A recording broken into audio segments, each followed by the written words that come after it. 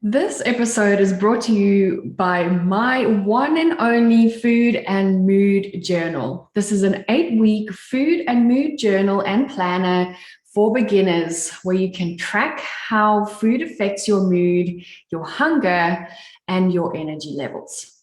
Are you sick and tired of promising yourself to stop binge eating?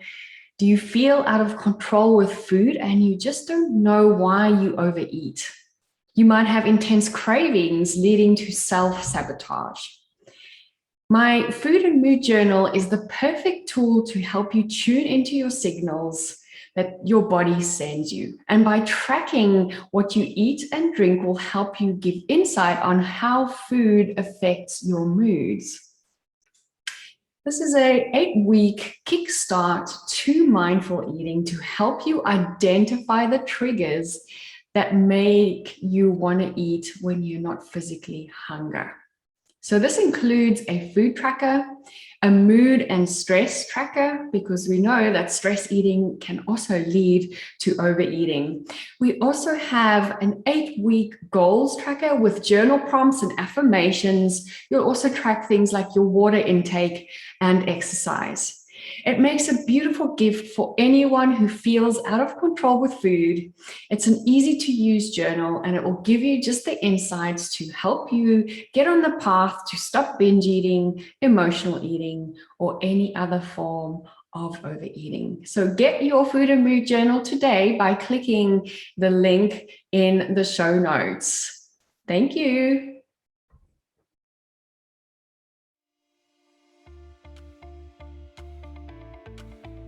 Welcome to Beyond Overeating by Wholesome Lifestyle Project, the Overeating podcast, where I'll be showing up weekly to share with you what I've learned during my binge eating recovery, helpful tools such as yoga, mindfulness, and energy medicine. My name is Stell, and my purpose is to inform and educate so that you can fast track your recovery in healing your relationship with food and finally trust yourself around the peanut butter jar. Join me as I share top tips, my struggles and triumphs to help inspire or just entertain. Remember, there is nothing wrong with you if you can't stop overeating. That's why I'm here to guide you along. Hello, beautiful souls. My name is Stell Coombe-Heath, binge and emotional eating recovery specialist, and I'm excited to bring you the Beyond Overeating podcast by Wholesome Lifestyle Project. I am excited to be here every single week to bring you the most amazing tips and support as you move and through your struggles with binge eating and other forms of overeating as well. So I just wanted to kind of just pre-frame this episode. There might be quite a bit of noise in the background compared to what you might be used to. I have new neighbors and they've decided to move in today. So you might hear a few bangs. There might be my dog barking in the background. I do apologize for that, but that's the reality of life, right? Things just don't go the way we always plan.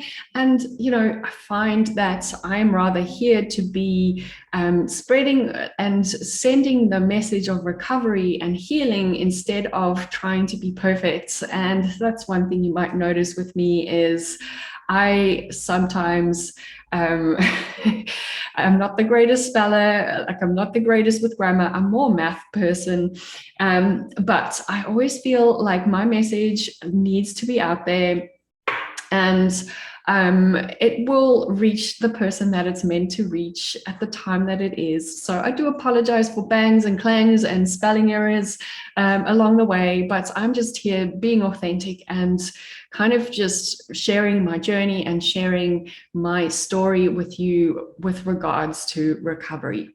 So today I'm talking about a topic which can be quite controversial, and I used to kind of shun any form of any form of this topic, and we'll be talking about self-love. And self-love used to feel to me like it's just so fluffy. Why are these people even talking about it? For many years, I didn't even hear the word self-love.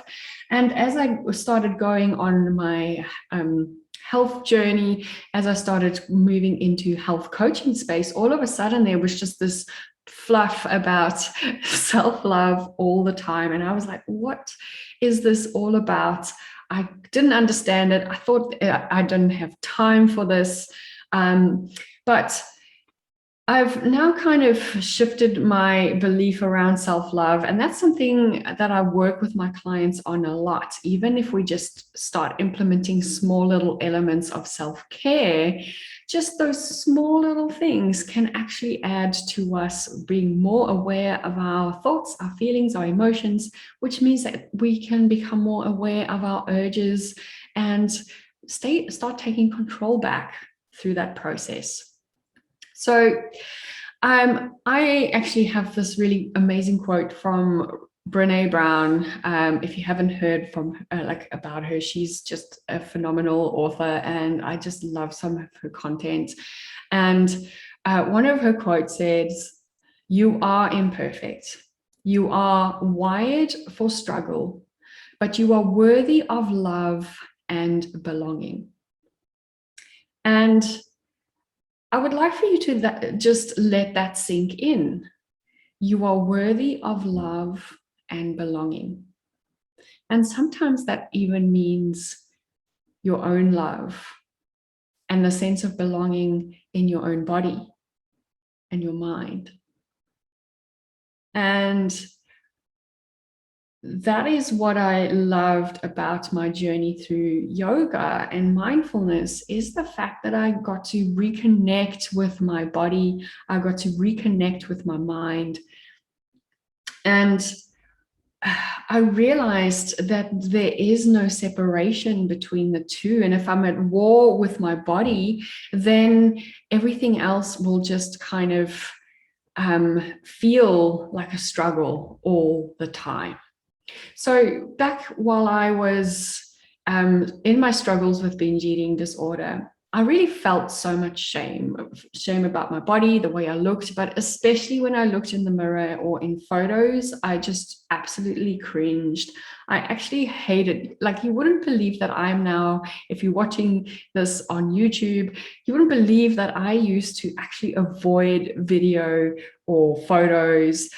It was just something that I just absolutely hated, because that was just that self-reflection of seeing myself, and I would always find fault.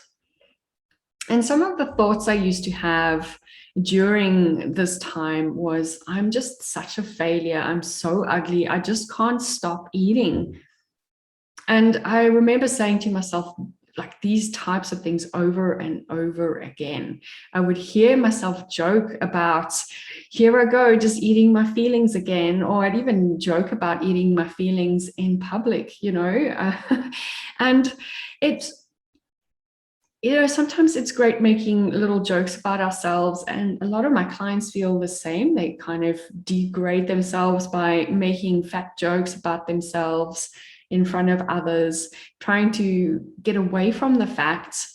But deep down, that really hurts. And that kind of self-talk really spills into other areas of your life as well. One of my clients in the Rewire Your Overeating Brain Mastermind realized, oh my gosh, I say to myself every single day how stupid I am. And she couldn't really understand why she was doing it. It was just such a habit. But when you start feeling and talking to yourself like this, saying I'm a failure, saying that I am ugly, saying that I don't belong, what we do is we actually start noticing that we don't belong. We feel unworthy at work. We feel unworthy for promotions. We feel unworthy in friendships. So, and how this showed up for me is I would stay in jobs where I was expected to work ridiculous hours, like honestly, get into work at 7 a.m. and only leave like after midnight. And, heaven forbid I step away to go to the bathroom in between those like sessions, so, and I just never felt like I was worthy of any other job. And that's why I stayed. And funny enough, staying in those roles made me feel more unworthy, which meant I ate more, and which triggered most of my binge eating. So it was a vicious cycle. So as I said, the old me back then would not believe in these, as I call now, like I joke about it being fluffy, and I used to call it fluffy back then. Now I actually just value it so much. But self-love to me was just like such a foreign concept. I literally froze when anyone said it. I was like, this is just not right. Like, what is this about? Like, self-love, you should never love yourself. Who needs self-love? And I actually used to say, what a crock of shit. So deep down, I just resisted self-love because I couldn't relate to myself. It was like I was separate. I felt completely unworthy of love most of the time, let alone loving myself. Like, it just didn't make sense to me. And, fast forward 3 years now into recovery, and I 100% get it. And it's not about, saying I love you all the time. It's not about bubble baths and massages. It's about making space for yourself in your life. It's just giving yourself a break, not being so hard on yourself, saying no to things when you really don't have the energy for it.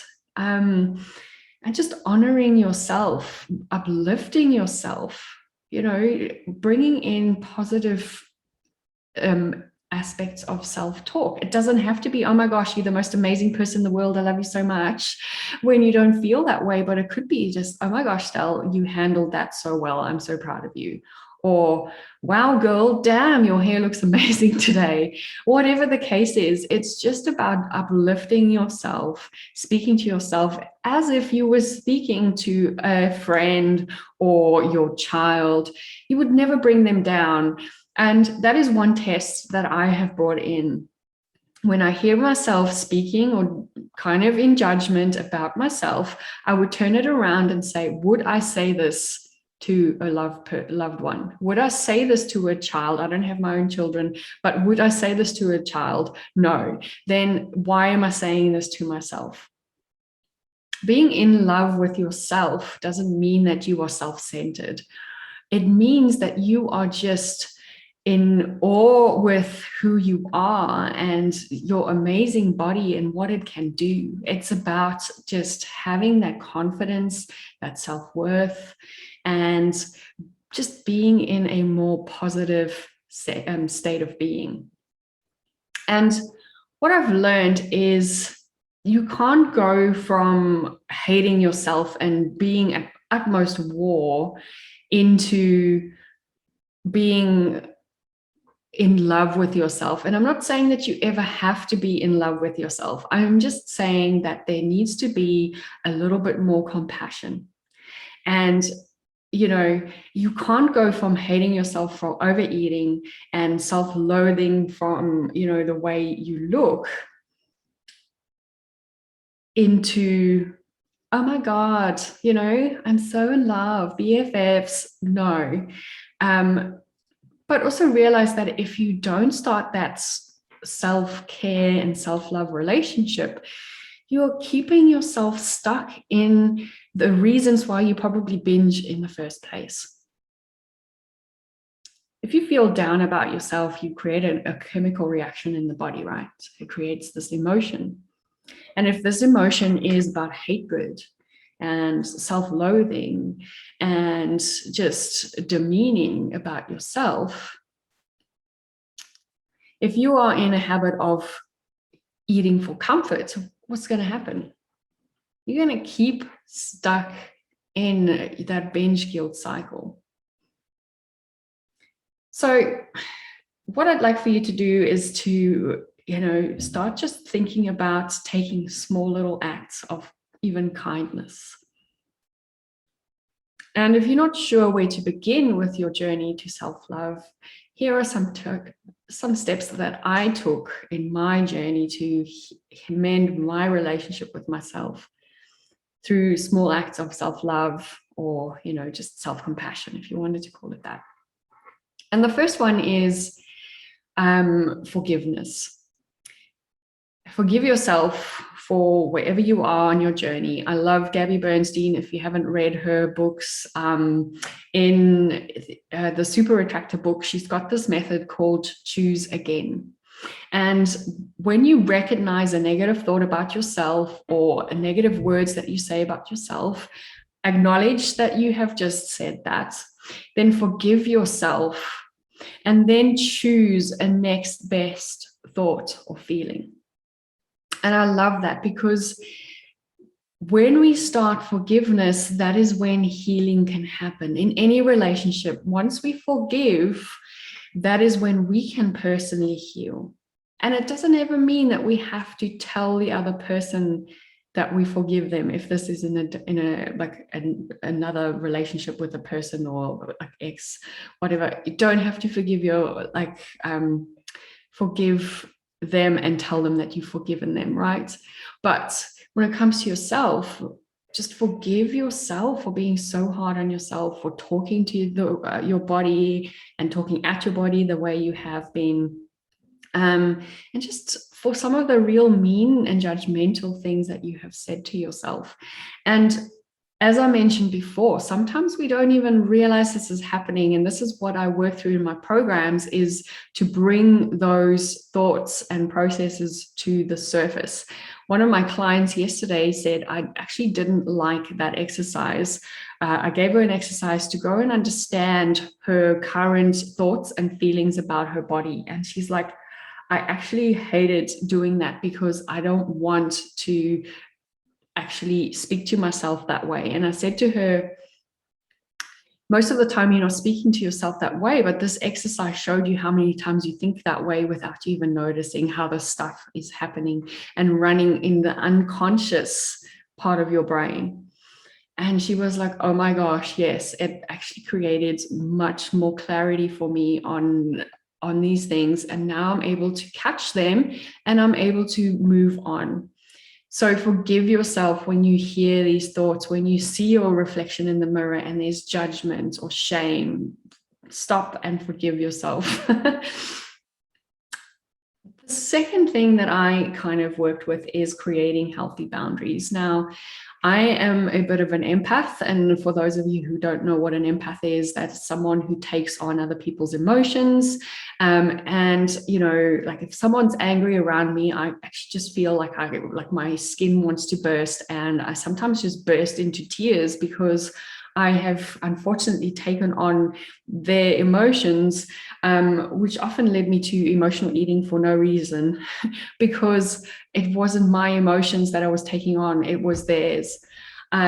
So creating boundaries when it comes to your emotions, cutting off and just kind of be in your own space and allow others to have their emotions. You are not here to fix their emotions, how they feel. You are only here to support them how they feel. All right. So creating healthy boundaries is to start honoring that you have emotions and work with your own emotions, and others have emotions, but it's not up to you to try and fix them or make them feel better or feel good about themselves. And creating healthy boundaries then also comes with saying no sometimes, saying no to things that don't serve you. Like, you know, if you hate going to parties where you don't know anyone and someone's invited you, but you say yes because you feel, you know, you're going to hurt their feelings if you say no. And then closer to the time, you absolutely dread that party. And on the day, you actually make up a lie because you can't go, or you go and you just resent every single moment. Instead of just saying no and just being okay with your choice and understanding that people will probably not be hurt by you honoring what you've got on. Look, if it's your BFF's like 40th birthday and you know, she might be offended if you said no. But if it was any other situation where you were just like, no, like this is not on. This might be work situations where you might feel like you're being taken advantage of, like me in my situation where I was just taken advantage of in hours. And I never felt the courage to say no. And that really rips into your self-esteem. Saying no is not selfish. Sometimes it's the best for both parties involved. If you say yes to everything, and if you say yes to, especially when it even comes to food, if you're saying yes to eating because you don't want to hurt someone's feelings, who sits with the guilt and shame afterwards? Not the person who you thought you were hurting the feelings. You do. So creating boundaries is really, really important. And then next is celebrate your successes. We are so focused on the negative. We just hone in on binge eating, and we see that one episode of how bad we have been or how we've lost control. And that's how we let our whole entire life kind of revolve around this one mistake. But we don't look at the times where we haven't binged, and we don't look at the times where we have been able to walk past the chocolate aisle and not feel out of control. We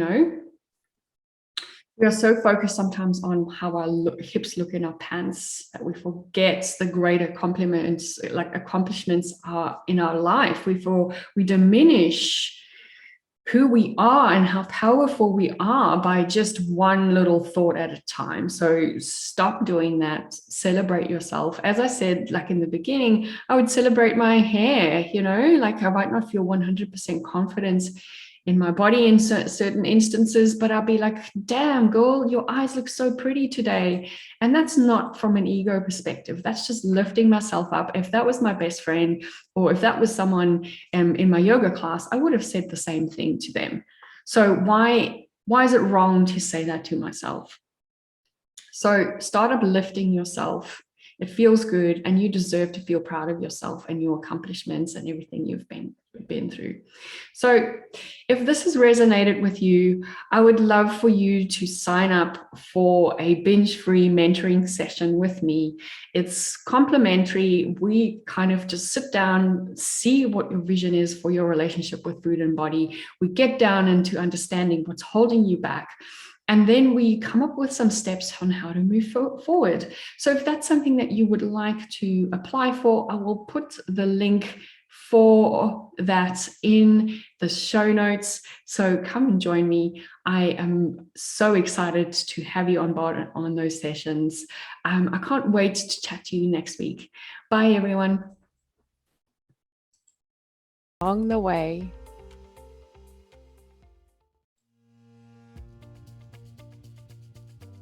Thank you so much for joining me today, and don't forget to share this with all your friends. You can do this by adding this to your Instagram story and tagging me at Wholesome Lifestyle Project, or by simply telling them about it.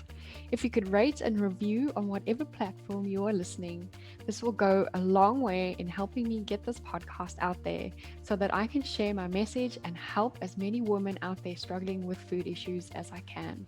Don't forget, you can follow me on Instagram on Wholesome Lifestyle Project, or connect with me on LinkedIn. My name's Coombe-Heath, and that's where you'll find me on LinkedIn. I'll talk to you soon. Bye.